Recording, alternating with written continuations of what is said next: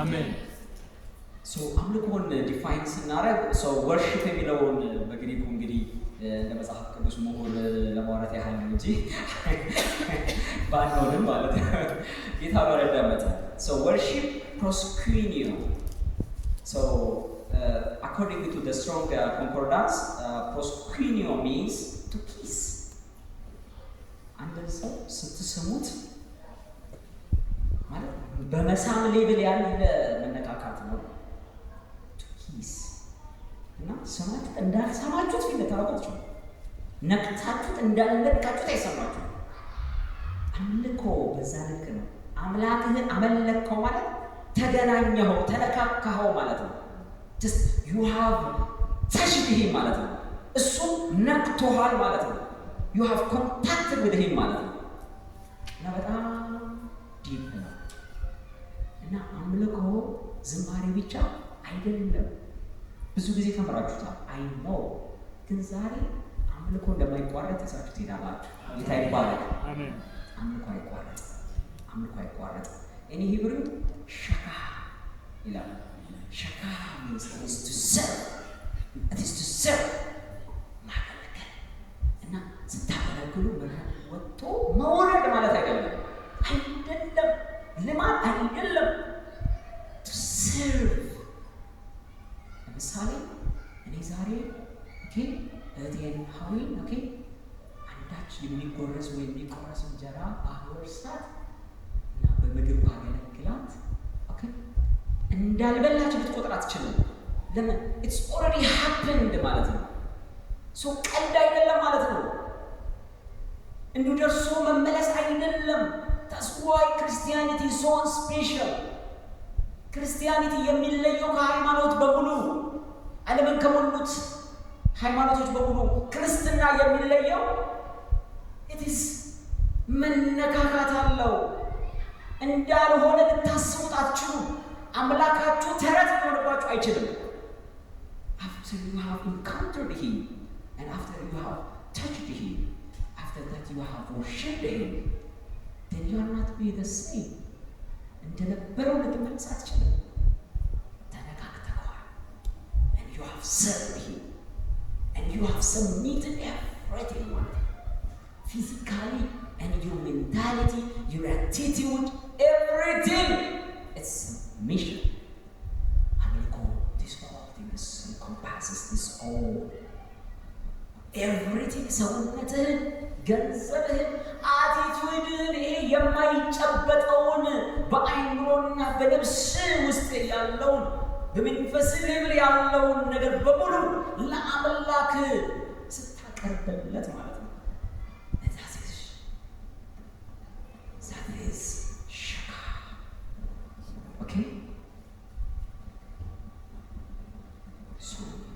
ዝማሬ ብቻ አምልኮ አይደለም ዝማሬ ብቻ አይደለም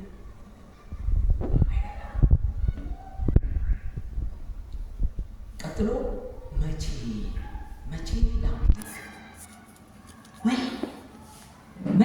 ላምልክ መቼ ያምልክ የኢትዮጵያ ክርስቲያን መቼ ያምልኩ የጌታ የኢየሱስ ክርስቶስ ልጆች በዓለም ዙሪያ ያሉት መቼ ያምልኩ መቼ ጊዜ ወሳኝ ነው መቼ ያምልኩት and we will see some points ሁሉንም አናየው ነገር ግን አንዳንዶቹን እኔ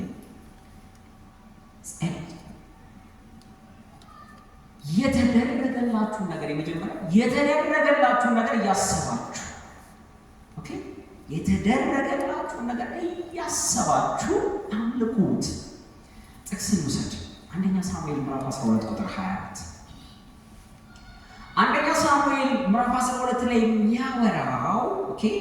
የሚያወራው እስራኤል የሚባል ሕዝብ ንጉሥ ሹምልን ብሎ ሳሙኤልን አስጨነቁት ንጉሥ እንፈልጋለን አሕዛብ ነገሥታት አላቸው እኛ ብቻ ነን ንጉሥ የሌለን ረስተውት አምላካቸውንና ንጉሣቸውን እግዚአብሔርን እና እግዚአብሔርን በጣም ተበሳጨባቸው በጣም ተናደደ ሳሙኤልን ተናደደ ነብዩ አስደናቂው የእስራኤል ነብይ ሳሙኤል እና እግዚአብሔር ተበሳጩ እግዚአብሔርን ተበሳጨ ሳሙኤልን ተበሳጨ እና ንጉሥን አንግስልን ባሉበት ምክንያት እግዚአብሔር በመካከላቸው በጣም ክፉ ነገሮችን እንደሚደርስባቸው ተናገራቸው እግዚአብሔር።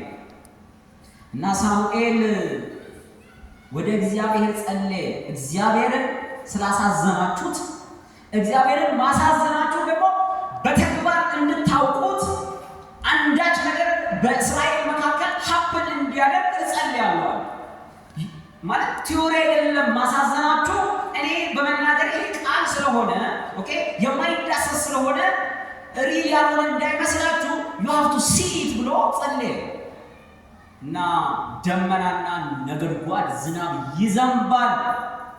በዚህ እግዚአብሔር እናንተን መቆጣቱን ንጉሥ በመፈለጋችሁ ከእግዚአብሔር አምላካችሁ ውጭ እናንተ ላይ የሚነግስ ንጉሥ በመፈለጋችሁ ምክንያት እግዚአብሔር እንዳዘነባችሁ ታውቁ ዘንድ ይሄ ይሆናል አላቸው። እና ኢሚዲየትሊ ዶፍ ዘነበ። አሁን ይሄ በማየት የሚመላለስ ህዝብ የዛ ሰዓት ላይ አረው ጠፋን በድለናል፣ በቃ ይቅርታ አድርግልን፣ አንተንም አሳዝነናል፣ እግዚአብሔርንም አሳዝነናል ብለው ንስሐ ገቡ።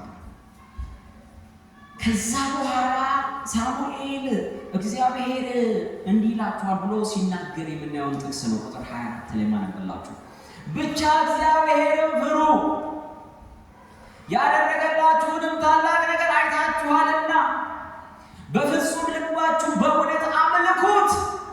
እስቲ አመልከዋለሁ በሉ። እስቲ ምሕረት ተደርጎልህ ቸርነት ተደርጎልህ አለማምለክ አይቻልም አለማምለክ። ስለዚህ ከተደረገልን በኋላ ምሕረት ከተደረገልን በኋላ ይቅርታ ከተደረገልን በኋላ መዓቱ ከራቀልን በኋላ የእግዚአብሔር ቁጣ በልጁ በክርስቶስ ኢየሱስ ደም ከተከለከለልን በኋላ እኛማ ልናመልከው ያስፈልጋል። ስለዚህ አዲስ ኪዳን ይሄንን የብሉይ ኪዳንን ታሪክ ሳነሳ ኦኬ በአዲስ ኪዳን የሌለ ነገር አይደለም እናወራው።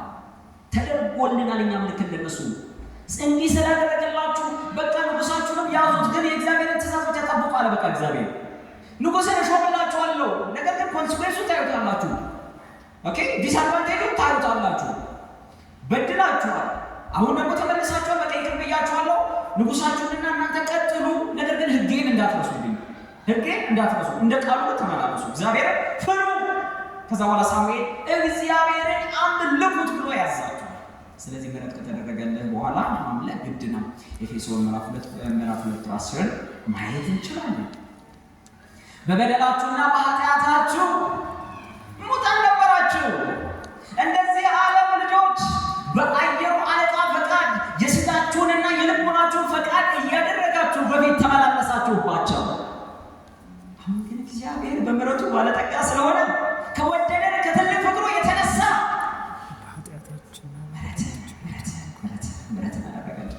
ምሕረትን አደረገልን። ይገባዋል ማለት ነው። አምልኮ ይገባዋል፣ አምልኮ እልልታ ይገባዋል፣ ክብር ይገባዋል። ኢየሱስ አምላካችሁ ከዚህ ብቻ የተነሳ የማያቋርጥ አምልኮ ይገባዋል። ለምን ተደርጎልናል። እንዳልተደረገለት ሰው መኖር አይቻልም። we have multiples of reasons ማለት ነው ለማምለክ። ኦኬ እና በእስራኤል ሕዝብ ሞት ውስጥ you will never forget and you will never ማያመልኩበት ወቅት ልታዩ አትችሉም። መጽሐፍ ቅዱስ ውስጥ 39 መጽሐፍ ባነበባችሁ በጣም ሁሉ ጊዜ መሰዊያ የሚባል ነገር አለ። መሰዊያ የሌለበት የእስራኤል ታሪክ የለም። እግዚአብሔርን የማታመልክበት ዘመንና ጊዜ የለም። ትምህርት ላይ ሁን፣ ስራ ላይ ሁን፣ አግባ፣ ውለድ፣ ኤቭሪቲንግ ምንም ይኖር ምንም ሀብት ይኖር በምንም አይነት ስታቱስ ውስጥ ግባ፣ ሁሉ ጊዜ እግዚአብሔር አምላክ ያደረገልን ነገር ስላለ ኦኬ አምልኮ ይገባዋል። እንድትነካው ይፈልጋል። ኦኬ ተጨውታ ህብረት እንድታረግ ሰሚት እንድታረግ አቲቲዩድ ሁሉ ጊዜ ከሱ ጋር ኮኔክትድ እንዲሆን ይፈልጋል። እግዚአብሔር ይፈልጋል። ኔክስት በሰላሙ ጊዜ ሀገር ሰላም በሆነ ጊዜ አምልኮ ይቀጥላል። በቃ መከራ ችግር የለም፣ ድልም የለም፣ ምንም የለም። ምንም በሌለበት አምልኮ ያስፈልጋል። ምንም በሌለበት ጊዜ በሰላሙ ጊዜ እስቲ ዘጸአት 24:4 ዘጸአት 4:4 ላይ ሙሴ የእግዚአብሔርን ቃል ጻፈ፣ ማለዳም ተነሳ፣ ከተራራውም በታች መሠዊያን 12 ሐውልቶች ለ12ቱ የእስራኤል ነገድ ሠራ። ከተራራው በታች መሠዊያ አለ። ጌታ ይባረክ። ሁሌ መሠዊያ አለ። ምንም ጦርነት የለም፣ ምንም የለም። ምድረ በዳ ላይ ሆነው ሽማግሌዎችን ከአንተ ጋር የእስራኤል ሽማግሌዎችን ይዘው ውጣ ነው። እናንተ ወደ ተራራው እንዳትወጡ እሱ ብቻ ይውጣ ያለ ጌታ ቃሉ ሰጠው። ከዛ በወረደ ጊዜ ከተራራው በታች መሠዊያን ሠራ። ሁሌ መሠዊያ መስራት አለባችሁ። አሁን የምታከማቹት ድንጋይና ሲሚንቶ ብሎኬት ምናምን የለም። ቅድም ዲፋይን እንዳደረግነው ነው። you have to submit your attitude and your body and your everything that you have for God. ለአምላክ ኤቭሪቲንግን ሰሚት ማድረግ ይገባል። ምንም የለም፣ ያገኘው ነገር የለም፣ ምንም የለም። አምልኮ ይገባዋል።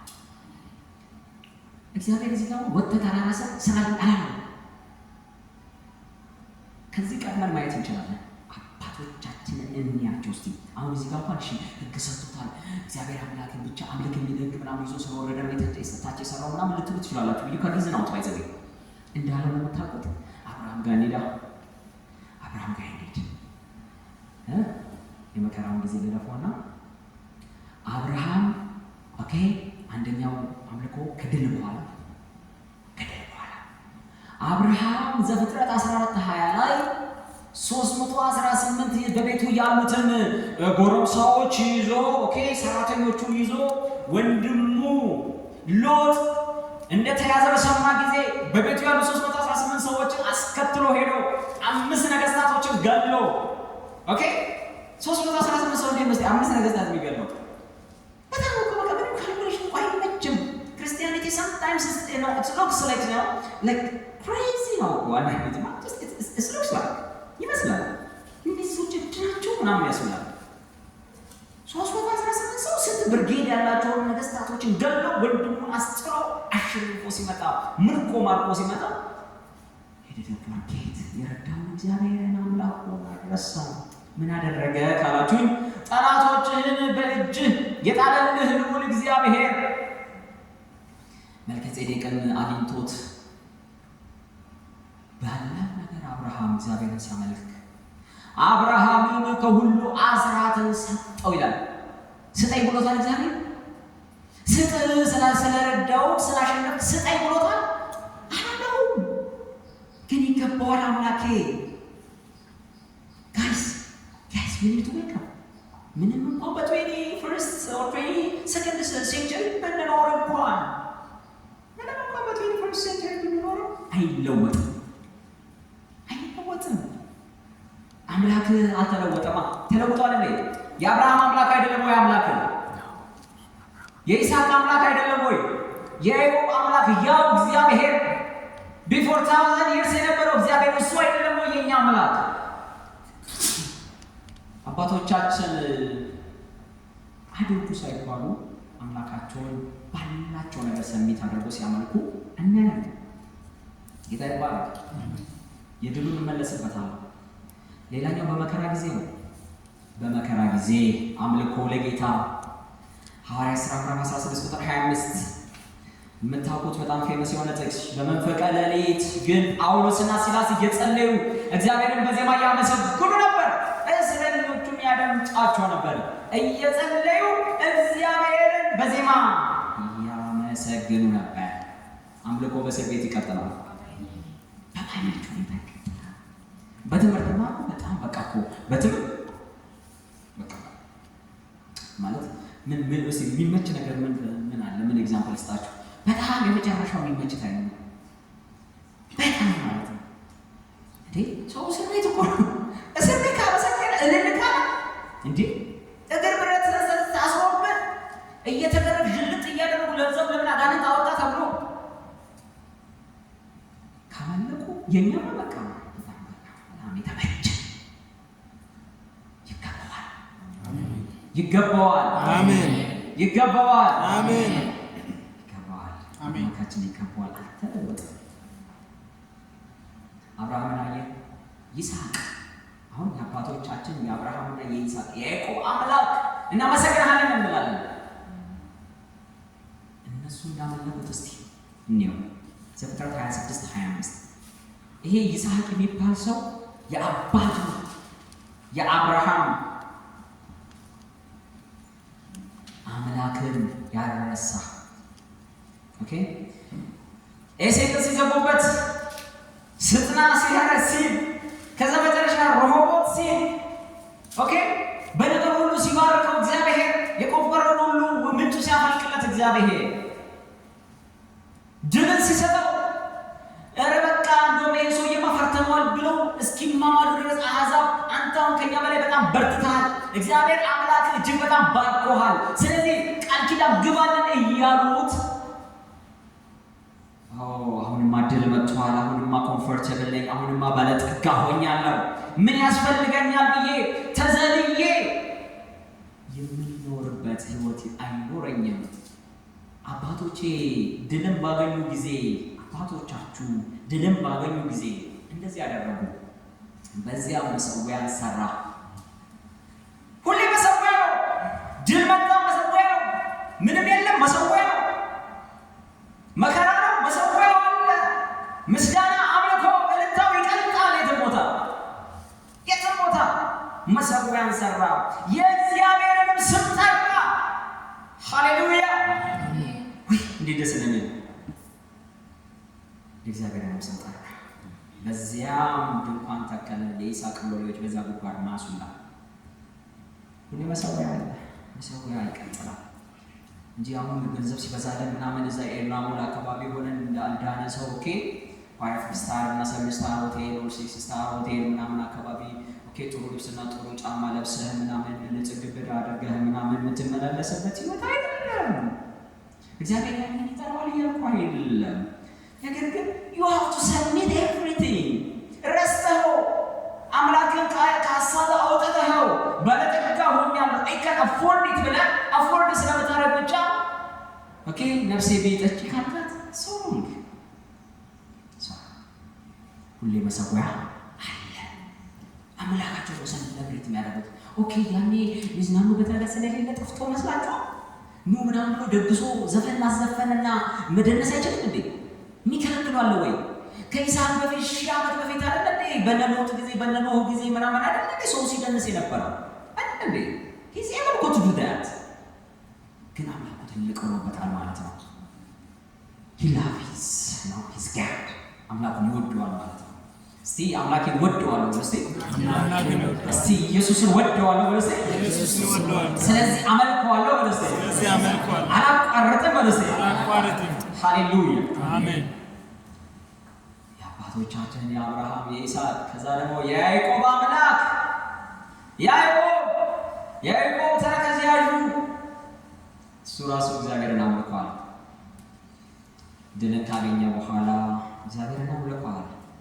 ዘፍጥረት 35-14 ያዕቆብም እግዚአብሔር ከእርሱ ጋር በተነጋገረበት ቦታ የድንጋይ ሐውልት ተከለ፣ የመጠጥ መስዋዕትንም በእርሱ ላይ አፈሰሰ፣ ዘይትንም አፈሰሰበት። ያዕቆብም እግዚአብሔር ከእርሱ ጋር የተነጋገረበትን ያንን ቦታ ቤቴል ብሎ ጠራው። ሹልዳውን የነካበት የፈወሰው ከአምላኩ ጋር የተገናኘበትን ያንን ቦታ አልረሳው። የአምላኩን ማዳን አልረሳው። ኦኬ ድሉን አልረሳው። አመሰግናለሁ አምላኬ ስሜን የቀየርከው፣ ስለዚህ አምልኮ ይገባሃል ብሎ መሰዊያ ሰራለት። ይሄ የመጠጥንና የመስዋዕትን አፈሰሰበት፣ ዘይት ማፈሰሰበት። ድልን ካገኘ በኋላ የት ነን የምንሄደው? ፒኤችዲ ስንል ፒኤችዲ ካገኘ በኋላ የት ነን? የት ነን ነው? ማስተርስ ካላገኘን ምናምን ብለን ተፍ ብለን ተራራተን ኦኬ አገኘን ጥልኝ ምናምን አገኘን ሜዲካል ዶክተር ጋር ኦኬ ግባ ብሎ እግዚአብሔር መንገድ ከፈተ፣ በር ከፈተ። የት ነህ ያለኸው ወንድሜ? የት ነህ? ለማግኘት ዲፕሎማ ነበርኩኝ። ኦኬ ስለዚህ የሆነ ዲግሪ ይፈልጋለሁ አለን። ጮሁ ጌታ ሰጠን። ከዛ የት ናችሁ? we have to be እና አምልኮ ቦታ ማግኘት ያለብን። ጌታ ይባረክ። አሜን። ኦልሞስት ጨርሻለሁ። አንድ ስለ እኔ ቀረኝ። ቀጥሎ እነዚህ ነገሮች በጣም ብዙ ነገር ነው ያለው። ነገር ግን ይሄ ለዚህ ደቂቃ ይበቃል ብዬ ነው። ኦኬ እስከ መቼ ድረስ የሚለውን እንመልስ። እሺ እስከ መቼ? አሁን መቼ መለሰ አይደል? እስከ መቼ ደግሞ እስቲ እናምልክ? መቼም ቀላል ነው። እስከ ዘላለም ልትሉ yes of course yeah። ነገር ግን ሌላ ደግሞ ከሱ በፊት ሌላ እስከ መቼ ነው አሉ በተባሉ ሰዎች ፊት ይለና ዳሽ አድርገዋል። ሁለተኛ ሳሙኤል ምዕራፍ 6 ቁጥር 16 እና 20 እናነባለን። አሉ ምሪቱ ላይ አሉ የተባሉ ቆነጃጅት ኦኬ አለች የተባለችው ውድ ሚስት አለ የተባለው ውድ ባል you are so precious እና በምንድነው እልፍ ነበሩ። አንቺ ግን ከእንትን ውስጥ የተመረጥሽ ከእልፍ ውስጥ የተመረጥሽ ነሽ የምንላት ኦኬ እሷ ብዙ ወንዶች አሉ በጣም ብዙ። ነገር ግን አንተ ከነሱ ሁሉ ትበልጣለህ ብለን ያገባነው ወንድ ማለት ለሴቶች ማለት ነው። ኦኬ ቀኝ እንደምሰማው ቃለሁ ኦኬ ያጋባችሁት ሚስት ባል ሌሎች ቆነጃጅቶች አሉ የተባሉ በምድሪቱ መካከል ያሉ ሰዎች ኦኬ በእነዚህ ሁሉ ሰዎች ፊት ዳዊት የእግዚአብሔርን ታቦት ወደ ዳዊት ከተማ በገባ ጊዜ የሳኦል ልጅ ሜልኮል በመስኮት ሆና ተመለከተች። ንጉሡም ዳዊት በእግዚአብሔር ፊት ሲዘልና ሲዘፍን አየች፣ በልቧ ናቀችው። ስለዚህ በእነዚህ አሉ በተባሉ በምንወዳቸው በማይወዱንም ሰዎች ፊት ጴንጤ የሚባል በሚጠሩ ኦኬ ንጉሥ ነገሥታቶችም ሊሆኑ ይችላሉ። ኤኒባዲ ብቻ ክቡር የምትሉት ሁሉ የከበረ ትልቅ የምትሉት ነገር ሁሉ እስኪንቃችሁ ድረስ እግዚአብሔር አምላካችሁን እንደ እብድ ልታመልኩት ይገባችኋል። እንዳበደ ሰው እነዚህ ሰዎች ሲያዩ እስኪንቁን ድረስ የተዋረደ ነው ብሎ እስካሰቡ ድረስ እግዚአብሔር አምላካችንን ልናመልክ ይገባናል። ጌታ ይባረክ። አሜን። በልቦናችሁ ብቻ አይደለም። ለኔክስት ቁጥር 20 ላይ ዳዊትም ቤተሰቡን ሊመርጥ ተመለሰ። የሳኦልም ልጅ ሜልኮል ዳዊትን ለመቀበል ወጣችና ምናምንቴዎች ዕርቃናቸውን እንደሚገልጡ የእስራኤል ንጉሥ በባሪያዎቹ ቆነጃጅት ፊት ኦኬ ቆነጃጅት በሚባሉት ፊት እንዴት ራሱን ራቁት ያደርጋል? አደርገዋለሁ። አምላኬ ከበረ ነው። አደርገዋለሁ። እስቲ አደርገዋለሁ በሉ። አደርገዋለሁ። ኦኬ መጠሪያ ያደርግልሻል። አሜን። አምልካችሁት በከንቱ አትቀሩም። አሜን። አምልካችሁት እሱ ብላችሁ ነፍሳችሁንና ኤቭሪቲንጋችሁ ሰጥታችሁት አምልካችሁት ዝም ብሎ ልትዋችሁ ኖ እና በባሪያዎቹ ቆነጃጅት ፊት ዕርቃኑን በመግለጡ ምንኛ ይሄ ምጸት ቃል ምንኛ የተከበረ ነው ምናምን አላቸው። ኦኬ ኔክስት የመጨረሻው እስከ ዘለዓለም ይቀጥላል። እንግዲህ የመጨረሻውን መጽሐፍ ሄደን እናነባለን። ራእይ ምዕራፍ 5 ቁጥር 13 በሰማይና በምድር ከምድርም በታች በባህር ላይ ያለ ፍጥረት ሁሉ በእነርሱም ውስጥ ያለ ሁሉ በረከትና ክብር ምስጋና ኃይልም ከዘላለም እስከ ዘላለም በዙፋኑ ላይ ለተቀመጠው ለበጉ ይሁን ሲሉ ሰማ። አሜን አሜን አሜን። ስለዚህ በሉ በረከትና ክብር በሉ እስቲ ምስጋና በሉ እስቲ ኃይልም ከዘላለም እስከ ዘላለም